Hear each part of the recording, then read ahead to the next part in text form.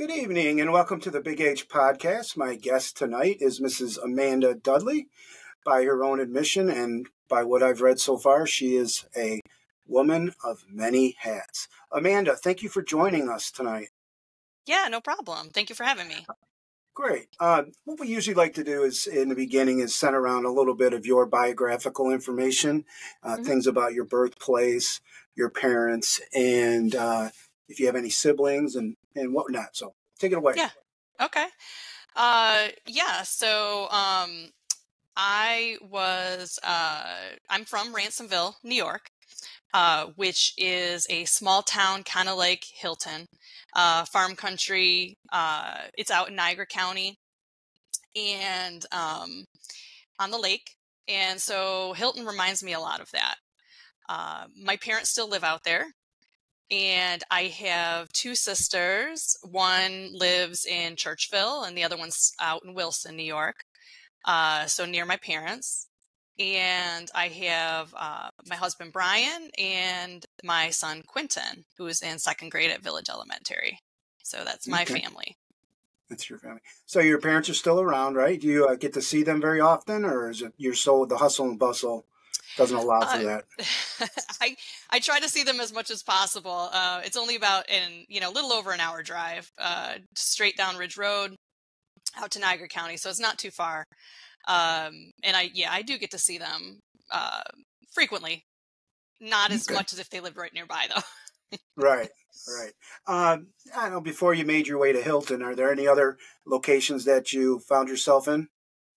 Yeah. So, after I went to Wilson High School, and after high school, I came out to the Rochester area. I went to Roberts Wesleyan College, and so that's kind of what brought me out here. That's in North Chili. And so after college, I decided to stay in the area. I really liked Rochester. I had met my husband, Brian, in college. So I decided to stay out here. And right after college, I lived in Chili. And then after we got married, we moved to Spencerport, and we lived there for 10 years. And then after my son Quentin was born, we decided we wanted a bigger house with some more land. And then my house, we found this house in Parma. So we've been out here for, I want to say it's like about 5 years. And we totally gutted the house when we bought it. So it took us 2 years, well, about a year and a half probably before we finally moved in. And so I really do love it here in Parma and Hilton. So you said that we gutted the house. Does that mean you and your husband did all the interior work yourself, or did you have people helping with it? We did most of it. We had a contractor that kind of oversaw the project, but my husband, being self-employed, was able to kind of take some time off and do most of it. He's very handy, which is very helpful. So yeah, the house was in rough shape, and we gutted the whole thing. Kitchens, bathrooms, flooring, ceilings. I mean, it was a shell when my parents came out to see it, and I think they were a little scared at what we had taken on at first. But we just knew that this was the house for us, and so we made it our own. And so you said you got some more land. How much land do you have on this property? We have 4 acres. So when we were in Spencerport, we had a little under 1 acre. We were right on Union Street, so it was a pretty busy road. And I wanted to get away from, having a young son. I kind of wanted to get away from being on a main road like that. And having, we had a dog, so, having more space was really great for us. Gotcha. Now, you said a little bit about growing up in Ransomville. Talk to our viewers, listeners, a little bit about your kindergarten through 6th education. What was that like? Yeah, so I went to Stevenson Elementary, which was in Ransomville. And Ransomville is a very small town. I mean, it's smaller than Hilton in the fact that there is one street light, and that's it. So there's like a Four Corners area, and then it's just farmland. So they had a small elementary school that kind of reminds me of the community center in Hilton a little bit, except for it was just one floor. And so I think that school was maybe built in the 30s or 40s. And it was kind of, we were already outgrowing it when I was in school. So we actually had one of those modular buildings. I don't know if you've ever seen those. It's kind of like a trailer where Mm-hmm. one of our sixth grade classes actually had to walk outside and walk to the trailer to actually have class. Uh-huh. So yeah, it was small. And then when we went to elementary through sixth grade, and then in seventh grade, we were all bused to Wilson, which is the town next door. And that's where the junior and the senior high school is. And then since I've left there, the population has actually decreased a little bit. So they closed that elementary school, and they're turning it kind of into what our community center is in Hilton. So it's a bunch of, there's a daycare in there, and then there's a bunch of other spaces for businesses and things like that. So I'm glad that they're still using that building. Yeah, I hate to see it not being a school anymore, but I'm glad that it's still Mm-hmm. being used. I hear you. Now, when you were going through high school, how big was your senior class? What was the culture like in a small town like that?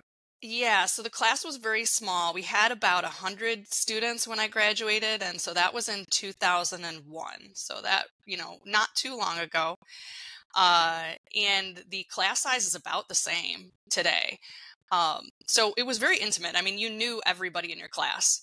And a lot of, people were, like I said, it was a big farming community. So there was a lot of people in farming. And then if they weren't, there was a decent drive to anywhere that people had to work. So, a lot of people would go into like Lewiston or even Niagara Falls to work in that. So, and that's where like my grandparents are from, North Tonawanda and Niagara Falls. So those were kind of the bigger areas and what you'd call the city, but that wasn't Mm-hmm. even anywhere near what I would consider like a city. Rochester's much bigger, and even Niagara Falls is minuscule compared to like Buffalo. So it was a Okay. very small area. When you were in high school, what interests and hobbies did you have? I was in music was one of my big hobbies. So I was in the chorus and I was in the band. I played the trumpet, but I gave that up in college. To be honest, I was Mm-hmm. never really that great, but I had fun and I liked it. Right. Right. I was better at singing than I was at playing the trumpet, but I got to meet a lot of people and have a lot of friends, and we got to travel too. So we we had competitions. We went to Virginia Beach one year, and and we went to Hershey one year. So in Pennsylvania. So we got to travel around, and it was fun. And then I was in elementary. We had a marching band, so we would always be in the parades for that. And in high school, our chorus was pretty well known in the area. And again, we did a lot of competitions there too. I, made area all-state and stuff like that. So, went pretty far with that and enjoyed it. Now you're being a little bit humble. What you graduated in your class number? What number was it? I was fifth. You I were was fifth in fifth. my class. Not bad. But yeah, I mean, it was good, but it's a pretty small school. So, so Mm-hmm. Uh, but yeah, I was in the advanced programs. I took college courses in high school so that I was able to graduate college a semester early because I got a lot of my gen eds done. So I had okay. advanced math and science and language and things like that. So I got to skip all those things that other Mm-hmm. students had to do in college for their gen eds. What were some of your early jobs that you did? I don't know. I assume you had some early jobs before college. Yes. So, some of my first jobs, were the typical babysitting, and I helped a farmer, sell stuff at market, fruits and vegetables and that kind of thing. But then like my first official, I would say real job was working for McDonald's in Lewiston. And I think, fast food's pretty common for most kids to have their first job. Mm-hmm. But So the McDonald's I worked at Lewiston was a historic McDonald's, and it was one of only a few in the whole country, uh, the McDonald's restaurant that was in a historic building. Because most of the time they build a new restaurant, right? Or take over an older restaurant, something like that. Mm-hmm. But this was in what was called the Frontier House, and it was built in 1824. And when it was built, it was for the canal. Erie Canal had just been finished and brought out to that area. So in 1824, it was considered the premier hotel west of, Albany. So there were a lot of famous people that stayed there. There was President McKinley, DeWitt Clinton, Charles Dickens. So a lot of famous people have been through that building. And then, so when it was turned into a McDonald's, we used the first floor and the basement. And because there were so many parlors in the first floor, we had like 4 or 5 dining rooms. Like we had four dining rooms, little offshoot rooms, and then we had the main room. And then you had to trek down these long stairs to the basement to go to the bathroom. So it wasn't really handicap accessible. So, oh, sure. Yeah. And then it was, the other funny thing was that because of the way the building was set up and the drive-through was actually backwards. So you had to drive your car in the opposite way. And so we would have to pass food to you and everything through your sidecar window. And so we had this really long basket, and we would like, if you were just one person in a car, I mean, if you had somebody else, a passenger, you could just hand it to them. But if not, we had this really long basket that we had to like lean out the window and give it to you and just pray that it didn't like tip over your drinks all over your car, There were a couple incidents, I will admit. But it was a really kind of cool place to work. I'm glad that I experienced that. And then at 17 years old, I became a manager. So, I moved up in the McDonald's world pretty quick. And then, I also, had some retail jobs. I worked at Tops out there. I worked, at Kmart, and Blockbuster. And Blockbuster I worked at in college. And let me tell you, that was one of the funnest jobs I had, because all you had to do is, talk about movies all night. And then I got some free movies. So that was always fun. And I think, kids today with all the streaming services, they have no idea how much fun going to the video store used to be. So, are you a movie buff? Do you like watching movies yourself? I do like watching movies. I admit that I don't have as much time to watch them as I used to, but I try to, my husband and I like to watch a lot of different shows. So we'll take at least an hour a night to watch, whatever we're into at the moment. Good. Yeah. Now, you also said there's something interesting about that McDonald's. Didn't you mention something that it was haunted? Yeah, there was stories that it was haunted. Stories. And so I never saw anything actually creepy, but like if you look online, if you Google the Frontier House, some people said that they saw things moving, that there were things that happened when they were rehabbing it and turning it into a McDonald's. The creepiest thing for me was that all the supplies were in the basement. So I always had to, and we had this place we called the hole. And so it was just this hole in the floor that you had to kind of climb down this ladder to get all the supplies, and then you just like throw them up the hole so that, people up there could, get cups and all that kind of stuff. And nobody ever wanted to go down in the hole because it was such a creepy little basement. So I would go down there, grab everything I needed as fast as I could, and just run up the stairs. So, I mean, being the manager, you could have made people go down there. Oh yeah. And I did. Yeah. All right. Now, so you graduated in what year was it? 2001? 2001 from high school? From high school. Yep. All right. And what brought yourself to Roberts Wesleyan? Just the locality or the type of major it offered? Yeah, it was actually the Christian education. So I had gone to a Methodist church at the time, and in my youth group, one of the other kids was already going to Roberts Wesleyan.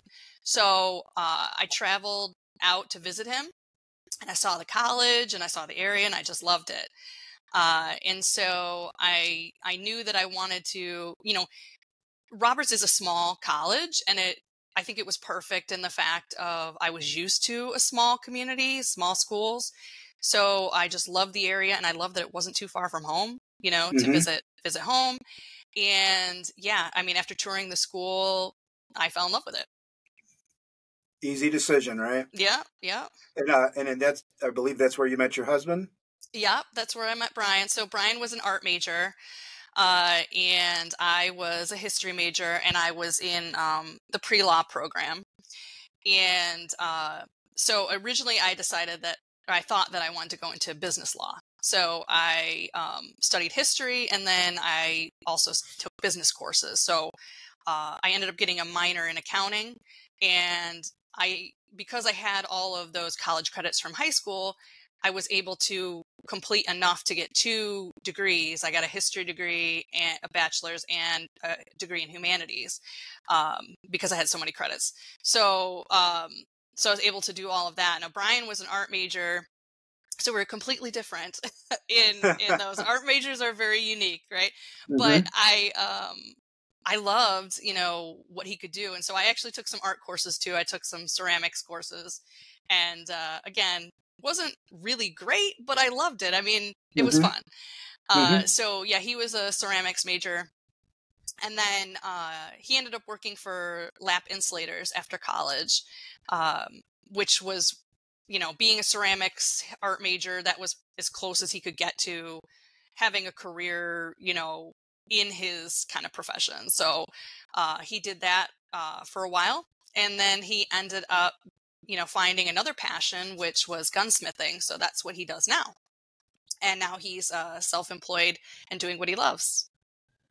Where now he's a self-employed gunsmith. Where did he get the Yeah. experience to do that type of craft? He shadowed and learned from other gunsmiths. The thing with that profession is that it's really an older generation that was doing that kind of thing. So when he was always a hunter, and so always interested in that kind of stuff, but really decided to turn it into an art when he realized there wasn't that many people out there, and especially local, that were able to do that kind of a work. So he just fell in line with other people that were doing it and learned from there. Nice. Yeah. Now you said that you had a degree in humanities. Yes. Because when I went to college, that was one of the it was like one of those gen ed things you took. Yeah. What was it like learning the humanities? Like, what's tell our viewers what that's all about? Yeah, well, humanities is kind of, you're right, kind of everything else. So being at a Christian college, I took a lot of religion courses as well. Hmm. So I had enough, religion and just various other courses that were able to fall into line with an extra degree in humanities. And I figured, since I had all of this miscellaneous things that I loved, why not turn it all into a degree? So I just added Okay. on to the history major. Okay. And then, did you talk about the law degree that you also got? No. So yeah, when I decided that I wanted to go into business law, I took a paralegal certification course at Niagara Community College. And then after I graduated from college, I did not get into the law school that I really wanted to go to. So I decided, well, I'm just going to start working. Uh, and what I had at the time was I had my degrees, and I had a minor in accounting, and that accounting is what got me into a career, actually, the minor. Okay. Um, but well, which is funny. So I did try to get into paralegal work, but it's difficult at the time. It was difficult to get into the career because a lot of lawyers wanted older people that didn't need all the benefits that I needed.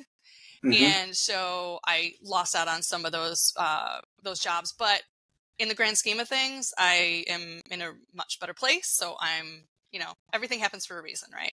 Sure does. Now explain what your better place is right now. Okay, so when I first got out of college, I started working at a bank. I worked at National Bank of Geneva, which is now Five Star Bank. And I started in customer service. So I was opening accounts. I wasn't a teller. I was kind of like the step up from a teller. Uh, but I really didn't enjoy it too much. I mean, it became a lot more sales pushing than I really wanted to do. So I just started looking for other jobs, and I stumbled on a job for the U.S. Department of Treasury. So online, the government has jobs at usajobs.gov. And I just threw my name in the hat because I saw there was a job in Rochester. I was like, yeah, why not? I had no idea that they would actually hire me. I had no hope that they actually would. And so I was surprised because, the government can be slow. So it took months to even hear back. And then I got an interview and I was really shocked. So yeah, I started working in customer service for the Department of Treasury. And I work for the Internal Revenue Service within the Department of Treasury. So when I first started, I was, preparing tax returns and helping with customer service for low income. And I moved up from there to become a revenue officer. And from there, I became an advisory revenue officer. So I supported, the revenue officers, trained them. And just last month, I became the supervisor. So Nice. so now I'm in management. So I've made a very long career. I've been there for 17 years. I'm very happy, huh? Yes, yes. I mean, it's not my dream job because I would Right. love to do history all the time, but Right. but it's a good career, and it has allowed me to enjoy my hobbies and my passions on the side. Good. And I think that's good transition time right now. You said you had a passion for history. Hmm. Wh- what other volunteer jobs or jobs that you did that had to do with history? I know you mentioned something about the Susan B. Anthony House. Yeah, so when I was in college, I started a history club, and one of the things we did was we would go around and tour different museums, and so one of them was the Susan B. Anthony House. And I kind of fell in love with it. I really fell in love with um, the stories about Susan B. Anthony, women's rights, really piqued my interest. And so after that tour, it just kind of settled with me that, I'd like to help out there someday. So when I graduated from college, I went back and for another tour, and the head of the docents, who are the tour guides at the museum, suggested that I come back and take the training to be a docent. And I thought, oh, there's no way I could do this.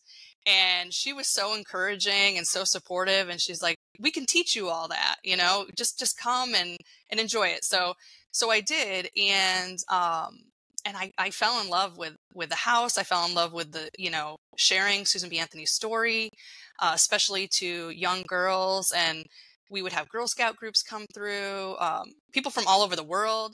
And I Mm-hmm. was just amazed at how much history we have here in this area, and in Rochester, that some people don't realize that the head of the women's rights movement lived here, Mm-hmm. and was so inspirational. And so, I absolutely loved it there. So I volunteered there for about 10 years, until COVID really, really is what did it. So after Mm-hmm. COVID, they kind of stopped having tours for a while.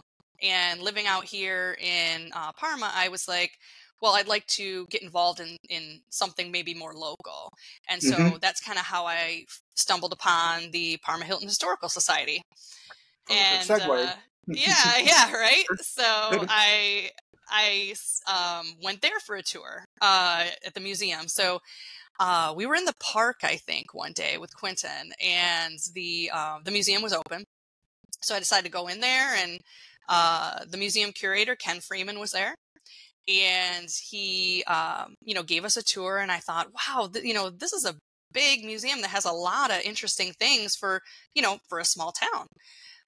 And so I suggested to him, I said, oh, are you looking for docents? Because, I have experience, being a docent at Susan B. Anthony, and I would like to do something more local. And he said, well, yeah, you can be a docent. He's like, but are you a member? I'm like, no.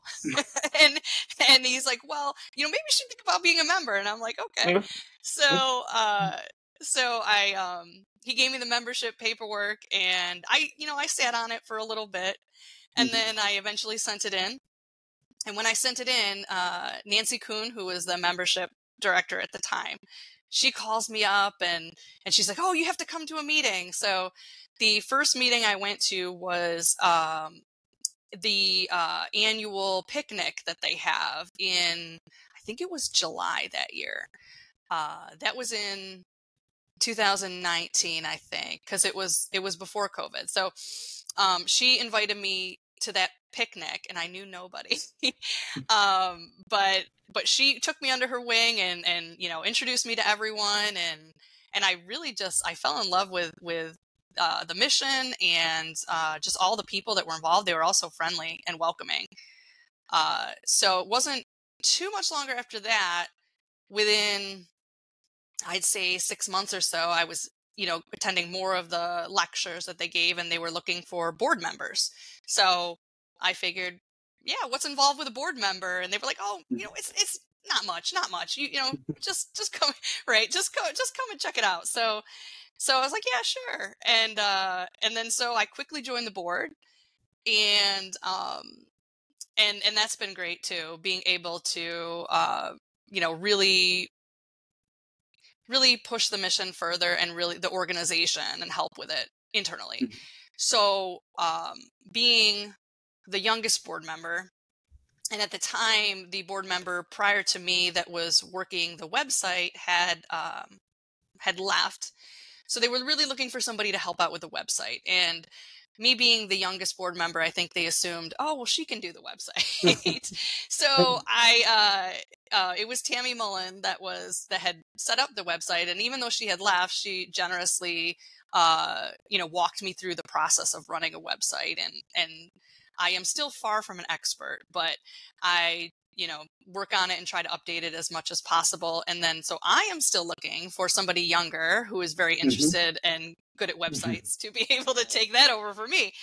Um, but the thing I am most passionate about being on the board, the project that I'm involved in, is the the Pioneer Cemetery tours that we've been giving.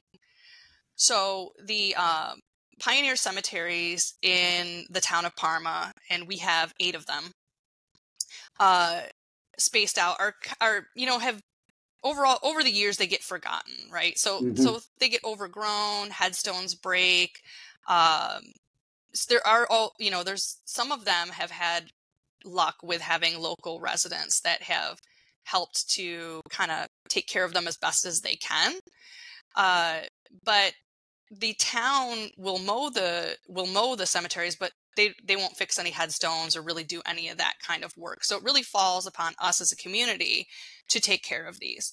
So the Parma Hilton Historical Society, back at the bicentennial, they put up signs at all of the cemeteries and did a lot of cleanup at that time. But even since then, they've fallen into disrepair. So I had the idea of giving tours at these cemeteries and kind of raising public awareness of them, and get people interested in the stories and the people that are there, and maybe help to take care of them, and raise money so that we can help restore them, fixing stones and that kind of thing. And that idea I actually credit to Mount Hope Cemetery, because they give tours at their cemetery in Rochester. And if any of your listeners have never been there, they should definitely go. It's a beautiful, Okay. beautiful Victorian cemetery. So a friend of mine is the head of the docents over there. And so I was helping her out during COVID to help with some tours. And they also have a cradle grave program where you can go and plant flowers in these cradle graves, and they're just like plots that look like beds. And so over the years, people move away and they don't take care of them. And so that was another project that they were looking to do. So I helped out with that. And that kind of gave me the idea of doing that here in Parma. And even though our cemeteries are much smaller, we still have some great stories that we can tell and Hmm. some amazing people that are buried there. So we started the tours in 2021. The first one was at Smith Dunbar, and that's on the corner of Dunbar and North F. Hmm. So we gave tours there. We partnered with the Parma Public Library to set up the registration, and at that time they kind of bussed people over from the library to the tour. And so we had like 3 groups run through, and it was our first trial run of this thing, and we had over 30 people. So I thought, oh, this is great, we'll try it again next year. So the next fall we did, in 2022, we gave a tour of the Wright Cemetery, which is on Hamlin, Parma Town Line, and Dunbar, so the opposite side of the town. And then so we did that. We had over 40 people at that one, and so from there I'm doing like a circle around the town. And the one we did this fall was at Sage Nap, which is on Clarkson Parma Town Line.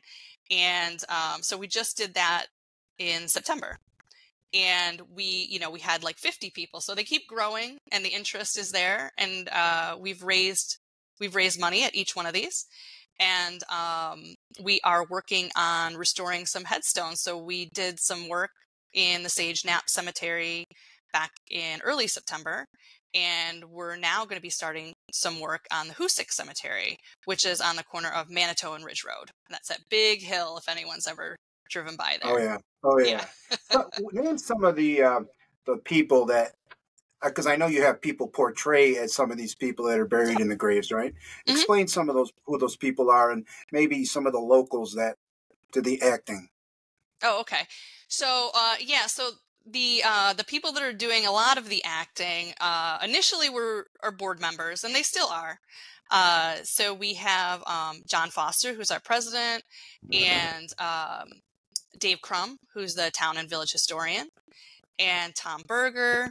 Everyone knows Tom from the funeral home, also on the board, and Ken Freeman, who's the museum curator, Hmm. and John Corcoran, who is on the board. And then we also get some local, the past couple tours, we've had some people that are local, interested in either the people that are buried there or just interested in the cemetery. So at Sage Nap, we had John Toll, who is the neighbor. He's kind of across the street from the cemetery. And back in 2006, he took it upon himself to do a lot of restoration. And he's done a lot of genealogy work on the cemetery there too. So we wanted to give him a lot of credit for all the work that he's done.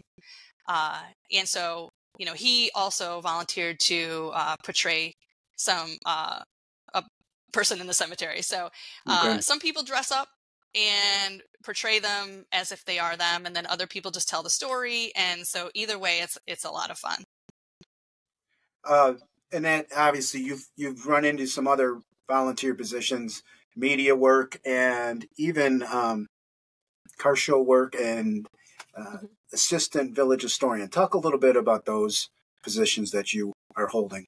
Yeah, so also on the board, so I help with the Hilton Wheels on Main Street car show.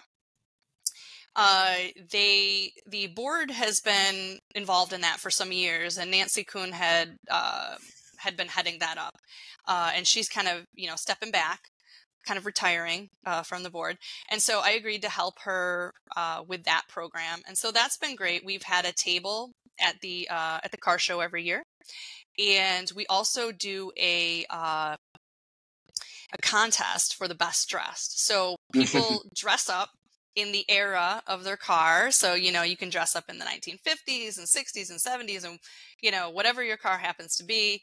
And then we give out a prize for the best dress. So it's just a little bit of fun in addition to the regular car show crowd. And I think it's the only car show in the area that does something like that. So we have a lot of fun with that, and I enjoy dressing up. And my husband and I, we have a '53 Chevy, so Okay. we brought that the first year that I started working with the car show, but it's currently being restored. So we haven't been able to drive it for a couple of years. So hopefully we'll be able to bring that back soon. But yeah, we have a passion for cars too. We've had a lot of, well, I should say more so Brian has had a lot of cars over the years. He had a Trans Am back when I first met him. We've had a Model T.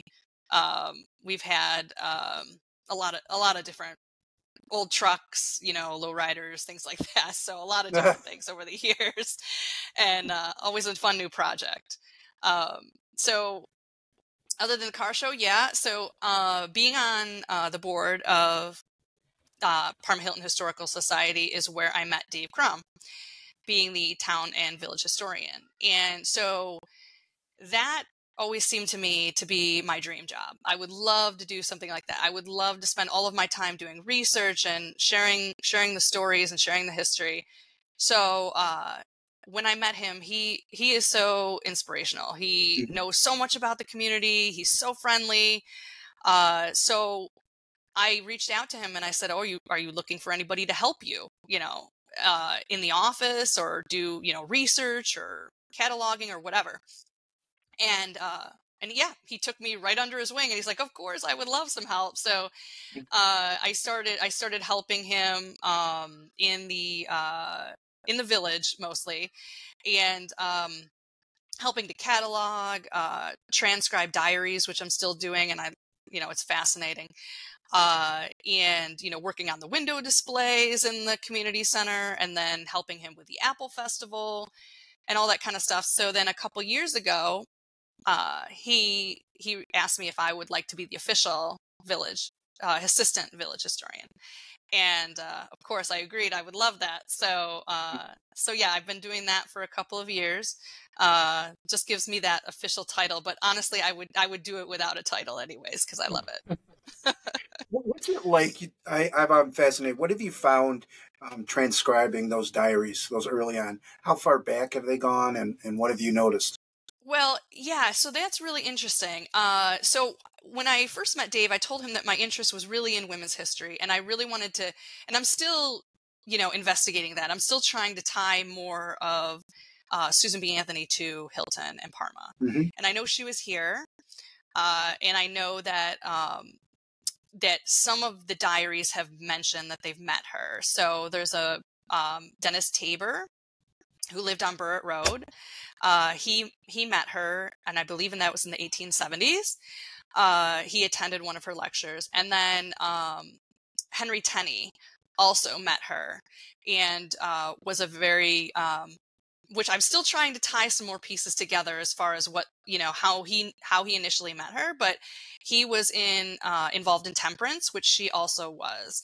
So her first really work into these reform movements kind of started more with temperance, which was they didn't agree with the drinking of alcohol, and a lot of that came from women's rights issues, and the fact that women at the time, most of them did not work outside of the home, and so their husbands were the ones that were working and had all the money. So if they were drinking, they could easily spend it outside of the home and leave the women destitute and their children.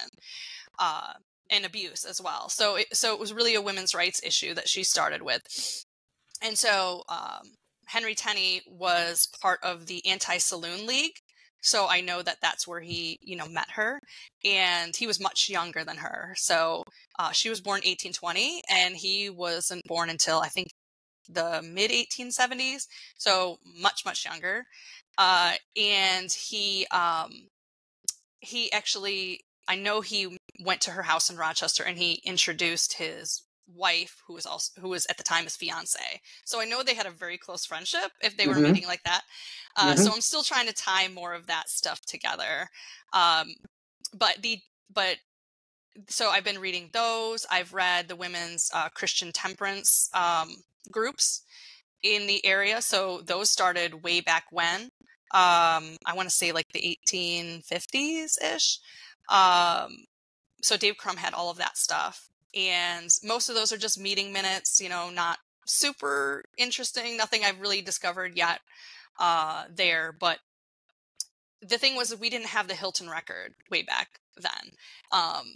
And the old ones have burned, so we don't have anything prior to 1909, I believe is the Okay. earliest one. So the diaries kind of give us a window into what Parma and Hilton, well, Unionville as it was at that time, was like. I'm still transcribing and still working to figure out some more interesting facts, but it's been a lot of fun. I really enjoy it. Sounds very interesting. I think you gave me a topic for another podcast. um, what you started a YouTube channel, and I think you made mention that you're starting to put lectures on there. What are some recent lectures that have been given by the Parma Hilton Historical Society? Well, the latest one was on genealogy. So the Rochester Genealogical Society gave a presentation, and on how to like start basic genealogy research. And so we've had that. We've had the history of the Rochester Airport recently.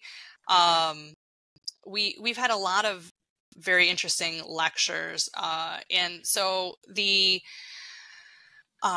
we decided, I'm trying to think, this started last year. So we made connections with the school district, which I believe is part and thanks to you, getting in touch with Matt Miller and the WAVE students. And so we had them come out and start recording our presentations, because there's some people that can't make it or they live out of town.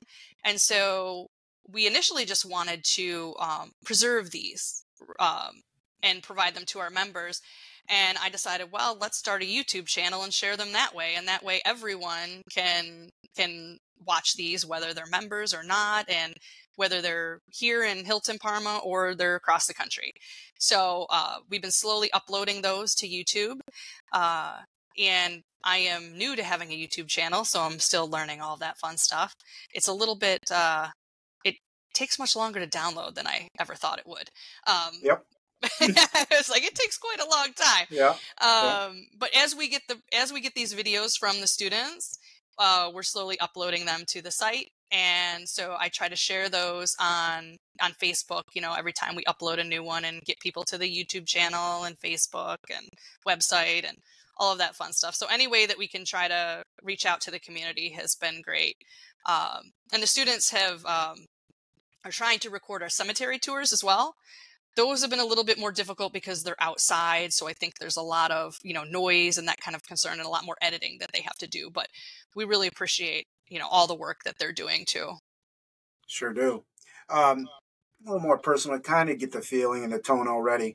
What does Hilton offer to you and your family that makes it alluring to you? Well, I love Hilton in the fact that it's a small town. Everyone is so friendly. I mean, since I've moved here, I've felt more welcome in this town than any other place I've lived, except for maybe at home. And it's just such a great community. I mean, I'm sure there's some bad apples out there. I'm not trying to say it's perfect, but but everybody that I've been involved with has been really great. I mean, everyone is friendly and neighborly, and I mean, you can go to the Apple Festival, or the car show, or any of the rec department programs, the library programs, and it feels like everyone is so connected, and I really like that. The schools are great too. Let me just say, I really, I do. I have nothing to complain about the schools. Quentin's doing great and loves it. Good to hear that. How do you think? I mean, you're busy as is, but if you had more time at your beck and call or whatever, how would you reach more out to the community if you could? If I could, I would try to do more programs. I think more tours. I would love to do more cemetery tours. It seems like every time I do one, people are like, "Oh, I just missed it," or "I couldn't show up that day." And it's so much to put together that I can really only do one a year. I would love to be able to do more than that, or do repeats. But it's a lot to bring everybody together. In addition to working and family and all that fun stuff. So it's hard to get it all in, but I would love to do more of that. I would love to get, the website updated, get a lot more information out on there. We're working on a digitization project in the at the Historical Society. So I would like to, get that going some more so that we can share all of this knowledge with the public easier. They'd be able to log on and look at some of these documents that we're talking about. Maybe we can get some other people to help with the transcribing projects. That would be great. Things like that. So, but, a lot of that is technology and time. And so, it just takes more of us. And so we're always looking for more volunteers to help with that. How do you balance, work, volunteerism, parenting? How do you do all that? It's not easy. But the thing is that I love it. So to me, being involved in, volunteer work, and especially when it comes to the Historical Society or the assistant village historian, like those are things that I enjoy, that I would do, and I do for free. And so it doesn't feel like a burden to me because it's something that I enjoy, that I want to do. It's, sometimes it can be hard to fit it all in, but you just have to choose what you're going to do that day and understand that you can't do everything. But what you can do is what you enjoy to do and what you want to do and share with the community. And so I just focus on it like that. Also, I get my family involved a lot. So they get involved in the projects that I like to do. So, Right. So they help me out with the cemetery tour. Brian helped with, directing cars and parking. He comes to the car show with me. Quentin comes to that too. And then we also, like to do history type things outside as a family too. So we tour museums, and we have a boat, and we love to ride on the Erie Canal and take it up the Genesee River. And we've done some exploring that way. And so it's always a good time. I think you also mentioned that your husband's a pretty good cook. Oh, he is. Yeah. So yes, he helps out with the duties. Let me tell you. So he can cook very well, and dinner is his job. So that helps me out a lot. What's his specialty? Does he have a special dish for you? Well, as far as Christmas goes, he can make beef Wellington, and it's amazing. Yes, it's amazing. So every year I'm like, can you make that again, please? I'm a basic cook and not really a baker either. So it's good that he can do that. And yeah, and so, just in all seriousness, we do share a lot of household duties, which is great. And I think, the younger generations, more men and women are doing that type of thing, that all of these duties should not be on the woman. And so it really makes our household work well. And so we both get to enjoy our passions evenly, which is great. And I think here's my last question to you. What are 3 words that you would use to describe Hilton? Okay. So I would say neighborly, tranquil, in this calm and quiet and, countryside. And I would say community. Would you put them in any sort of order? I would say community first, and then neighborly, and then tranquil. Okay. Yeah. Well, Amanda, you've really opened my eyes to a lot of other topics that I look forward to talking to you about in the future. Anything else you'd like to add for our viewers? No, not today, but yeah, I look forward to talking to you again. This has been great. Okay. How about places that they can find you? You said the YouTube channel. Yeah. So our YouTube channel is Parma Hilton Historical Society. If you just Google that on YouTube. And our website is parmahiltonhistoricalsociety.com. And then our Facebook page is Parma Hilton Historical Society and Museum. So they can find us there. And then they can also email me from there. So on our website, we have our email account. And so that's parmahiltonhistory@gmail.com. And so looking at any of those things, we'll tell you about our future events. and you can reach out to us with any questions, and I respond to all of those in a timely manner. So look forward to That's great. talking with you. When you're not hunting down people for money from the IRS. Yes, yes. And so, yeah, I It's am. okay. That's all So right. yeah, You I wear don't want. many hats. Yeah, right, right. Well, Amanda, it's been great getting to talk to you tonight on the Big H podcast. And I'm titling this episode Dialogue with Dudley. And we'll look forward to talking to you real soon. All right. Thank you. All right. All right. Goodbye.